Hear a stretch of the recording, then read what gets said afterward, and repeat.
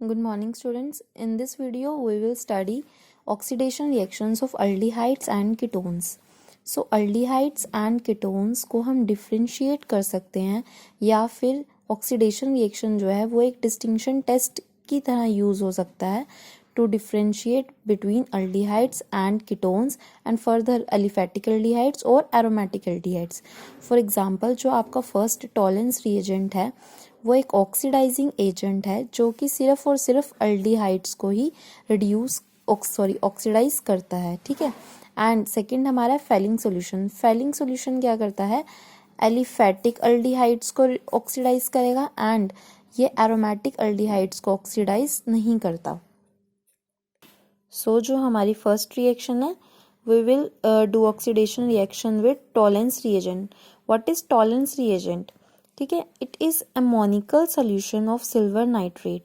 ये silver nitrate का ammoniacal solution होता है, तो इसका फॉर्मूला क्या होता है, सिल्वर नाइट्रेट का अमोनिकल सोल्यूशन, सॉल्वेंट इसमें अमोनिया होती है, सो AgNH3 ट्वाइस एंड ये आपके पास पॉजिटिव, ये आपके सोल्यूशन फॉर्म में इस टाइम, ये कैटाइनिक पार्ट है उस सोल्यूशन का। It is used for distinction between aldehyde and ketones because ketones does not give Tollens reagent test। तो यहाँ से हमें पता चल जाएगा अगर आपके पास दो टेस्ट ट्यूब्स हैं या दो कंपाउंड्स हैं, एक अल्डिहाइड है एंड एक कीटोन, तो आप उसके बीच में कैसे डिस्टिंक्शन कर सकते हो, बाय यूजिंग टॉलेंस रिएजेंट, ठीक है। उसमें क्या होगा आपके पास जब आप टेस्ट परफॉर्म करोगे तो ये क्या करता है, it converts aldehyde into carboxylate ion. और ये रिएक्शन अब होती कैसे है, देखिए ये हमारी अल्डिहाइड है, दोनों कंपाउंड्स में से अगर आपके पास दो कंपाउंड्स दिए हुए हैं तो दोनों कंपाउंड में से सिर्फ और सिर्फ अल्डिहाइड्स, ये हमारा टॉलेंस रिएजेंट्स के साथ रिएक्ट करेंगी। एंड हमने पहले ही पढ़ा कौन सा सोल्यूशन है, सिल्वर नाइट्रेट अमोनिकल सोल्यूशन, तो ऑब्वियसली सोल्यूशन कैसा है हमारा, basic, ammoniacal solution is basic. So ये पॉजिटिव एंड OH नेगेटिव, ये कंप्लीट वैसे एक साथ होता है, ठीक है। आप इसको एरो पे भी लिख सकते हो या फिर इसको आप इसके साथ OH नेगेटिव ऐसे भी लिख सकते हैं, ठीक है। ये दोनों रिएक्ट करके हमारे पास क्या देता है, प्रोडक्ट क्या हमने बोला था इसमें, कार्बोक्सिलेट आयन, ठीक है।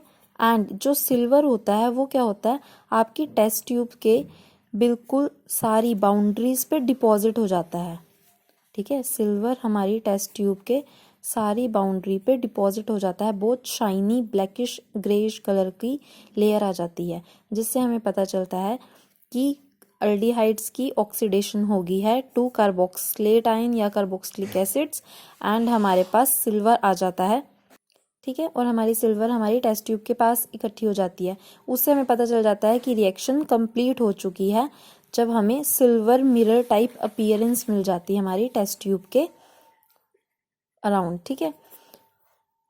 तो हमारे पास ये हमारी एरोमेटिक अल्डिहाइड है, ये भी हमारा सिल्वर टेस्ट देती है, यानी कि टॉलेंस रिएजेंट टेस्ट देती है, परफॉर्म करती है, और यहाँ पे कार्बोक्सिलेट आयन में चेंज होती है। अगेन वाटर से ये H पॉजिटिव लेके वही कार्बोक्सिलिक एसिड्स बनाते हैं, but ketones does not give this test. So second है हमारा Fehling solution test. Fehling solution में क्या होता है, it is a mixture of Fehling A and B। Fehling solution दो टाइप के सोल्यूशन होते हैं हमारे पास, एक तो फेलिंग A होता है एंड एक फेलिंग B होता है। फेलिंग A क्या होता है, कॉपर सल्फेट का सोल्यूशन, एंड फेलिंग B जो होता है वो होता है सोडियम पोटेशियम टार्ट्रेट, ठीक है। तो फेलिंग सोल्यूशन जो हम टेस्ट जब परफॉर्म करते हैं तो हम Fehling A and Fehling B की क्वांटिटी इक्वल क्वांटिटी मिक्स कर देते हैं एंड उसको हम फेलिंग सोल्यूशन की तरह यूज़ करते हैं ऑक्सीडेशन पर्पस के लिए। सो ये क्या करती है, it converts aldehydic group into carboxylate ion, ये भी ऑक्सीडेशन करती है अल्डिहाइड्स की to carboxylic acid and give reddish brown precipitates of copper oxide. तो यहाँ पे हमारे पास जब आपके पास आप रिएक्शन परफॉर्म करते हो, अगर आपके पास कॉपर रेडिश या ब्राउन पीपीटी मिल रहे हैं तो यानी कि आपकी रिएक्शन कंप्लीट हो रही है, अल्डिहाइड्स की ऑक्सीडेशन होगी।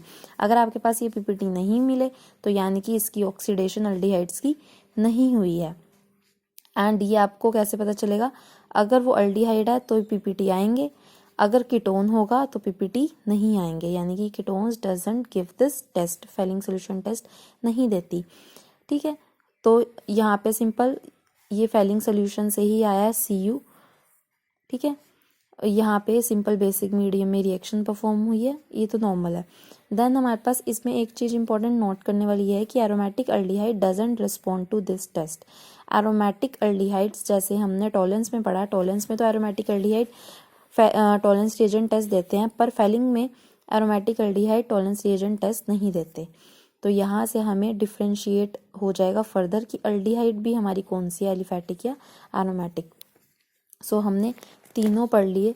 फर्स्ट हमने डिस्टिंक्शन करनी थी अल्डिहाइड्स के बीच में एंड कीटोन्स के बीच में, ठीक है। तो यहाँ पे हमारे पास क्या था, अल्डिहाइड्स जो हैं वो तो एक तो टॉलेंस रिएजेंट टेस्ट देंगी, ठीक है, एंड कीटोन्स वो टेस्ट नहीं देंगी। तो यहाँ से हमें पता चल जाएगा कि आपको जो कंपाउंड है वो अल्डिहाइड है, ना कि कीटोन, ठीक है। अगर उसने टेस्ट नहीं दिया तो वो कीटोन है, अगर दिया है तो वो तो वो अल्डिहाइड है, ठीक है। उसके बाद अगर आपको फर्दर ये पता करना है कि वो अल्डिहाइड कौन सी है, एलिफैटिक है या एरोमेटिक है, तो आप फिर क्या करोगे, फेलिंग सोल्यूशन टेस्ट करोगे। अगर उसने फेलिंग सोल्यूशन टेस्ट दे दिया तो यानी कि वो एलिफैटिक अल्डिहाइड है, और अगर उसने फेलिंग सोल्यूशन टेस्ट नहीं दिया तो यानी कि वो आपकी एरोमेटिक अल्डिहाइड थी, ठीक है। तो इस तरह से हम कोई भी कंपाउंड डिटेक्ट कर सकते हैं अगर आपका कोई ऐसा क्वेश्चन आया रीजनिंग वाला तो, ठीक है। नेक्स्ट हमारी है हेलोफॉर्म रिएक्शन। हेलोफॉर्म रिएक्शन क्या होती है, oxidation of methyl ketones by haloform reaction. हम क्या करते हैं, जो हमारा मिथाइल कीटोन्स होते हैं बेसिकली उनकी रिएक्शन होती है, या फिर आप ये कह सकते हो जो कार्बोनिल ग्रुप हैं उनके पास कम से कम एटलीस्ट 1 मिथाइल ग्रुप तो हो ही हो, ठीक है। यहाँ पे आपका चाहे आर हो, दूसरा एल्काइल पार्ट कुछ भी हो, बट आपका एटलीस्ट एक मिथाइल ग्रुप तो हो। मिथाइल कीटोन्स की oxidation by iodoform reaction, by haloform reaction, या फिर आपके पास ये CH3 डबल बॉन्ड हो, चाहे H हो, चाहे आपकी एक साइड पे मिथाइल ग्रुप है और अल्डिहाइडिक ग्रुप है, चाहे कीटोनिक ग्रुप है, एक साइड पे मिथाइल ग्रुप है, ऐसे कंपाउंड्स को हम हेलोफॉर्म रिएक्शन से ऑक्सीडाइज करवा सकते हैं। सो चलिए इसका एग्जांपल पढ़ते हैं। पहले तो होता क्या है, थोड़ी सी थ्योरी भी, कि aldehydes and ketones having at least, वही मैंने आपको बताया, 1 methyl group link to the carbonyl group are oxidised by sodium hypohalite. NaOH solution से हम उसको ऑक्सीडाइज करा सकते हैं, एंड उसकी ऑक्सीडेशन से क्या बनता है, हेलोफॉर्म। इसलिए इस रिएक्शन का नाम क्या है, हेलोफॉर्म रिएक्शन।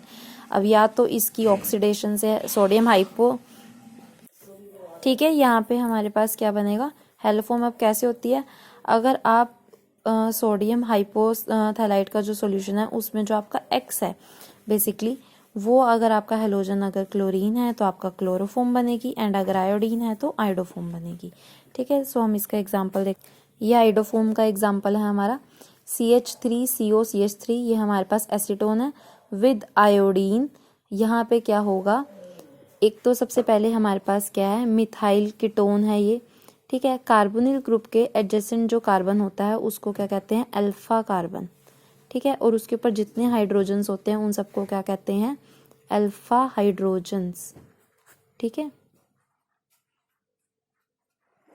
तो यहाँ पे हमारे पास आयोडीन एटम्स की रिप्लेसमेंट होती है with this hydrogen atoms, and सबसे पहले हमारे पास क्या बनता है, iodo acetone. Acetone will convert into iodo acetone, यहाँ पे हाइड्रोजन एटम्स के साथ, and 3 atoms with this hydrogen is removed as 3HI, ठीक है। फिर नेक्स्ट स्टेप में हमारे पास क्या होता है, ऑब्वियसली NaOH बेसिक मीडियम है, तो यहाँ पे हमारे पास आइडोफॉर्म बनेगी। आइडोफॉर्म का फॉर्मूला आपको पता है CHI3। यहाँ से आप इसको जनरली लर्न भी कर सकते हो कि H फ्रॉम दिस बेस, यहाँ से ये पूरा आपको जैसे मैंने बनाया हुआ है रिमूव होगा, and then rest of part CH3COONA, यहाँ पे आपके पास क्या बन जाएगा, sodium ethanoate ester as a by product. आपके पास मेन यहाँ पे क्या बन गई, आइडोफॉर्म।